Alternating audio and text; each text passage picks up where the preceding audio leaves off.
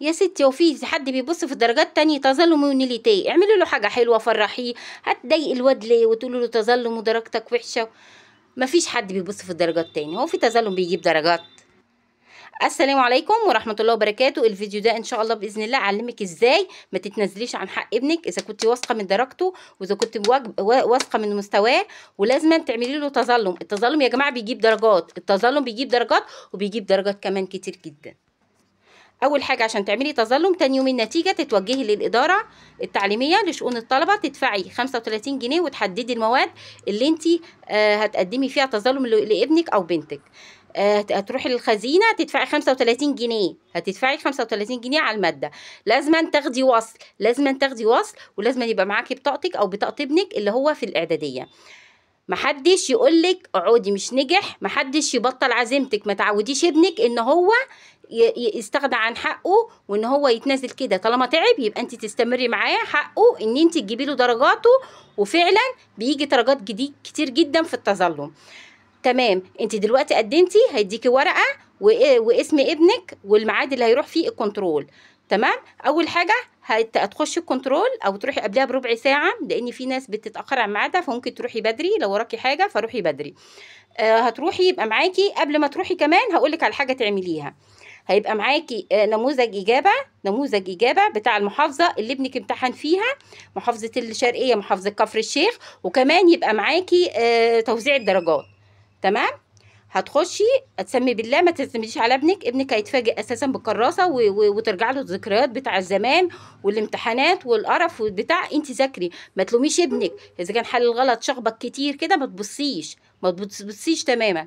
اول حاجه هتبصي فيها تفتحي الكراسه، يقول لك صوره كراسه الاجابه، مش صوره، ده كراسه الاجابه نفسها انت اللي تعتمدي. هديكي ورقه زي دي كده، ورقه فيها ملاحظات، هتكتبي اسمك، هيبقى فيها الملاحظات. السؤال الاول الملاحظات اللي هتكتبيها، طبعا انت لا تفقهي شيء، فالفيديو ده ليكي، لازم تهتمي باللي انا هقوله دلوقتي.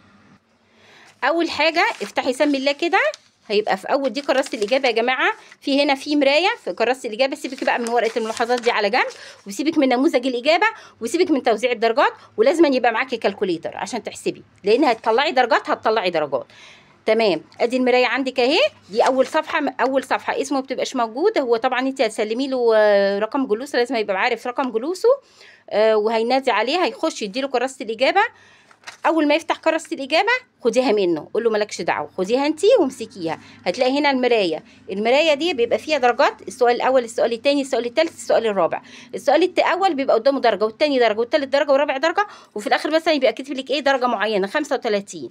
طب انا عايزاكي تحسبي بقى الدرجات دي، لو كانت اقل من 35 اسكتي، لان ايه هو مزود لك، وزياده في زياده ما بتنقص يا جماعه. التظلم بيجيب درجات ما بينقصش درجات. تمام، طب دلوقتي هو جايب ايه؟ طلعت جايب 40، خلاص جاب 40 درجه، جايب 40 درجه ماشي، وهو كاتب له 35 على طول. فين رئيس الكنترول يا جماعه؟ لو سمحت حضرتك، هو الجمع اساسا غلط، الجمع غلط، مجموعه 40 هو كاتب له 35. على طول بيسجل عنده وبيتصل بالاداره ان هو ليك 5 درجات بتاخديها وانت قاعده، يبقى انت كده جبتي درجات لابنك. تمام، وممكن تسجليها كمان فوق، هتقولي ايه الدرجه جمع عند جمع الدرجات في المرايه الدرجه غير مطابقه للجمع، الجمع خاطئ. ماشي، تكتبيها كده في فوق كده اهو. تمام، وممكن يقول لك خلاص انا كتبتها وسجلتها، بس انت الاحسن سجليها. اول حاجه دي خلاص خلصنا منه. تاني حاجه تفتحي كراسه الاجابه كده، بتبصي في كراسه الاجابه جوه كده، هتشوفي السؤال الاول خد درجه، ماشي خد درجه. تمام، الدرجه دي كام؟ خد 3 وكاتب له 2، يبقى كده ايه؟ جوه ازيد من اللي بره، ماشي. هتكتبي هنا في الملاحظات، هتكتبي لي السؤال الاول النتيجه داخل الورقه غير مطابقه تماما لخارج الورقه، تكتبي بين قوسين في المرايه. تمام، السؤال الثاني برضو لو جوه ازيد وبره مديله حاجه اقل، تقولي النتيجه داخل الورقه غير مطابقه بداخل الورقه، حيث انه اخذ الطالب 3 درجات وخارج الورقه حسبت له 2 فقط. تمام، كده برضو هياخد الدرجه. طيب جينا للسؤال الثالث، لقيته بره مش حاسبه له خالص، مديله 0 او كاتب 0 خالص، وجوه مش متصحح، يبقى اكتب السؤال الثالث لم يصحح ولم تؤخذ درجه الطالب، حيث ان الطالب اجاب اجابه نموذجيه ولم تحسب له الدرجه تماما. ماشي، طيب كتب في السؤال الرابع مديله جوه مديله جوه مثلا برضو 4 وكاتب له هنا 5، ما تتكلميش ما تتكلميش، لان التظلم بيزود ما بينقص. طالما هو مزوده ما ينفعش ينقصه تاني، مع ان هو جوه 4 وحاسب له زياده، لا ما ينقصش درجات. تمام خلاص تمام، يبقى كده خلصنا. طيب نيجي تاني دي خلاص. ما طب انا جبت نموذج الاجابه ليه؟ ابص منقصه في اللي جوه ليه مع ان هو كاتب اجابه نموذجيه. طب لو كان السؤال الاول ناقص فيه